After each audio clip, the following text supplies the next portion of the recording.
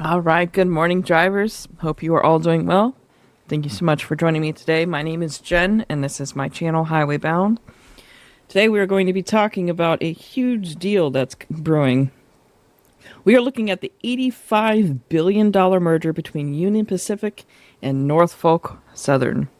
They are looking to create the first ever railroad that stretches from coast to coast, and their plan is pretty simple.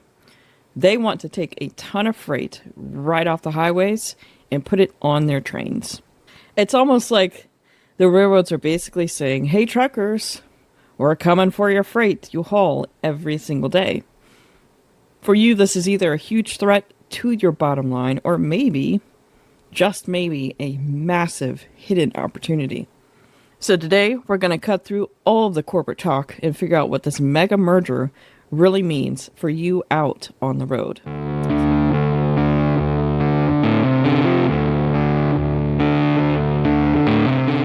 So what exactly is happening?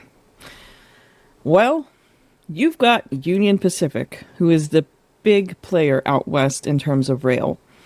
And then you've got Norfolk Southern, which is what they call the thoroughbred of the East. The idea is for them to join forces and create one single rail network that connects the whole country. On July 29th, 2025, Union Pacific put $85 billion on the table to buy Norfolk Southern, which would create a massive company worth over $250 billion. From their point of view, it makes perfect sense. For example, if you are moving a container from LA to Atlanta right now, it has to get handed off from a Union Pacific train to a Norfolk Southern train. At the moment, that handoff has a huge bottleneck problem. It is causing a ton of delays and costs to both companies. Both CEOs are claiming that this merger could cut up to 48 hours off that trip just by getting rid of that one interchange. So think about it. We all know this from our trucking experience. One bill of lading, one smooth trip from coast to coast. That's basically what the rail system wants. That's what these two companies are looking for. They think this will finally make them a real competitor to long-haul trucking. Which, if we're being honest, we've been kind of eating their lunch and basically grabbing this market since 2006 when their rail traffic basically peaked at that point. This merger does have a long way to go. It has to get a thumbs up from the STB, which is the Surface Transportation Board. And that is not easy. The STB is more than likely going to spend months, if not years, digging into how this whole thing will affect competition. The railroads are crossing their fingers for a green light by early 2027, but it's more than likely not going to happen that soon. So if you sit here and listen to these executives, you'd think this merger is going to start a brand new golden age for American freight, right? Their big pitch is all about speed and simplicity. They think by making one single rail line, they are hoping to get rid of delays at the big hubs like you have in Chicago or Memphis. They think that this is going to make railway more predictable and a lot more attractive to shippers. They predict this will also put billions a year in business that they plan to snatch right from the trucking industry. They're also looking at going after what is classified as the watershed markets, which are along the Mississippi River. These are lanes that have been dominated by trucks for decades. They're kind of going at it from a different angle as well in terms of, being good for the public. They're saying that getting rid of basically the long-haul trucking market, it's going to reduce traffic on the highways. It's going to reduce the damage done to our highways every single year. And it's also going to have a huge cut in emissions. They're also looking to get the unions on their side, which can be difficult, especially for rail. The companies they're promising to protect the jobs of current employees. They're arguing that a bigger, stronger railroad will actually need more workers down the road. I mean, on paper, yeah, it looks great. It makes sense, right? Efficiency, productivity. It's a nice story about progress and making things better and more. But the things that they're bragging about is going to really hurt the trucking industry. So meanwhile, they are talking about, this big comeback for the railroad system. A lot of owner operators see this and they see a huge 5 alarm fire. The biggest and most obvious target with this is going to be the long haul market, specifically for dry and reefer freight. Basically, anything over 500 to 750 miles is probably just going to go on the rail if this merger does go through. Which leads to a massive big worry, which is a drop in rates. I mean, if you think about the basic definition of supply and demand, if you have less freight, but you have the same number of trucks, rates are going to fall. And the folks who will get hurt the hardest are the owner-operators, as well as the smaller fleets. This is a straight-up threat to job security. Fewer loads can mean fewer trucking companies, which have to shrink their fleets and lay off drivers. And it's not just about the direct competition. Think about what happens when they merge. You'd be down to just a handful of Class 1 railroads, which could set off a chain reaction of mergers in trucking and brokerage, which would make it even more difficult for the one-man show or the very small fleets currently in trucking. I know that this is a pretty complicated subject, and it's only brushing the surface of what is to come down the road in the future. And I bet a lot of you watching have some strong opinions on it, so especially for an owner-operator. So if you guys are getting something useful out of this breakdown, please make sure to do me a favor and hit that subscribe button. But even more importantly, I really want to hear from you guys. Please leave a comment down below and let me see what you see as a threat to your business. Or do you think that this is a potential for a good opportunity if this merger happens? Really love to hear what you guys have to say, so make sure to leave a comment. So I know for all of us, it's easy to just look at all of this and just see doom and gloom.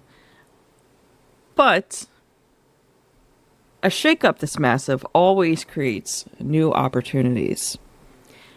And I think the most obvious one is going to be in the intermodal and drayage part of the industries. Mostly the first mile, last mile type jobs, right? If you think about it, even if that train hauls a container from LA to Atlanta, you still need a truck to either pick it up or deliver it at both ends of that travel, right? If the railroads actually get through this merger and they manage to pull the loads off the highway, regardless, every single one of those loads is going to create a new drayage job. For local and regional drivers who work near the big rail hubs especially, this could be a massive boom for your business. Secondly, remember that chaos can be a good thing. These huge mergers are always messy. There is nothing clean about the rail system. There's nothing that has ever been clean about it. The process of combining these two giant companies could easily lead to total service meltdowns, which ultimately will leave shippers in a panic. They still need to make money. They still need to get products delivered and sent across the country. And when that happens, they will rely on the trucks. Because regardless of what the intentions of these railways are, truckers are pretty dependable. We're pretty consistent. And if you think about it, when that happens, they're going to be panicking. They're going to need the trucks, and they're going to need them badly. And they're going to need them to come in and rescue their stranded freight. And if you are prepared, that could mean a short-term period of really high demand and premium rates. Thirdly, this whole thing could be a kick in the pants we ultimately need in this industry to help us get better and more innovative with new tech and business models. And finally, it's a bunch of freight really does move over to rail. That can mean less traffic on the major highways. That's faster trips and less stress for all of the truckers who are still running those long-haul routes. The key isn't trying to compete with them head-to-head on their terms. It's about figuring out how to work with them, and more importantly, how to profit when you know they are going to screw up. The truth is, this entire merger is surrounded by question marks. The biggest wild cards of all is the Surface Transportation Board. The STB put way tougher merger rules back in place in 2001. They have to prove it's actively good for competition. That is a much, much higher bar to clear. And this deal is the first real test of these new rules. And the opposition is already lining up. They're already having problems. They've got big shipper groups who are dead set against it, saying it's just going to lead to higher prices and worse service. They've also got major labor unions like SmartTD fighting tooth and nail, pointing to the history of layoffs and safety problems after other mergers. Having labor and shippers united against them is a massive political headache for the railroads. And I think the most simple question is, can they even pull this off? Trying to combine two gigantic companies like this is incredibly complicated and super risky. If they mess this up, a messy integration could cripple the supply chain for years.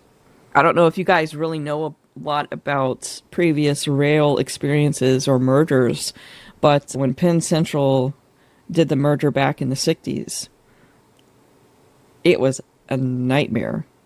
Absolute nightmare. This merger is a huge risk. It is a huge bet on a future that nobody can really predict. So what's the bottom line here? Well, the honest answer is there isn't one simple answer. I know that really doesn't help anybody. This whole thing is just a fork in the road, and it's going to create some big winners and also some big losers. If you are a long-haul owner-operator and you've got to look at this as a serious new competitor, the idea of faster, cheaper rail is a direct shot at your business model, and it threatens to bring less freight and lower rates. If you're local intermodal or drayage, this can be a completely different story. A single coast-to-coast rail network could spark a boom in first and last mile work and creating a ton of demand for what you do. And for everybody else, the name of the game is going to be adaptation. This isn't just about two railroads getting together. This is about the future of how stuff moves in this country. Honestly, I think this is going to be a massive wake-up call for the entire trucking industry to help us specialize and embrace technology and also to find new ways to give customers something that railroads can't, which is flexibility. Also better service, if we're being honest, and totally owning those final miles. The ground is definitely shifting. It's a time to be concerned, but it's not a time to be full panic. I think we have time to really sit down and analyze, okay, if this does go through, here are the potential options and the potential places and opportunities that we have that are being created that we can move more towards in the industry. So as you could probably tell, this conversation and this merger is a long way from being over. The fight over this merger is going to be playing out for at least the next couple of years.